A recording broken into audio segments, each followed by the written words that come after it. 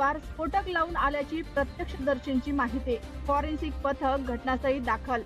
नांदेड जिल्ह्यातील वाजेगाव येथे आज सकाळी ईद नमाज सुरू असताना ईदगाह परिसरात धक्कादायक स्फोट सदृश्य घटना घडली.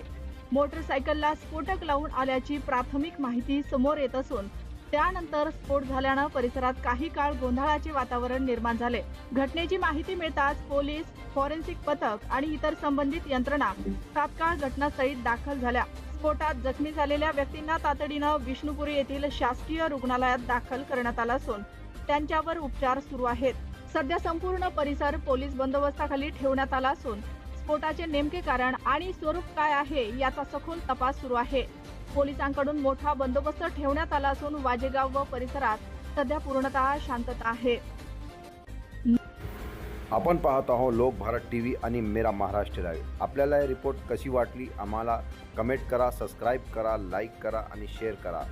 जास्तीत जास्त ह्याला शेअर करा आणि आम्हाला कमेंटमध्ये सांगा आमची रिपोर्ट कशी वाटली.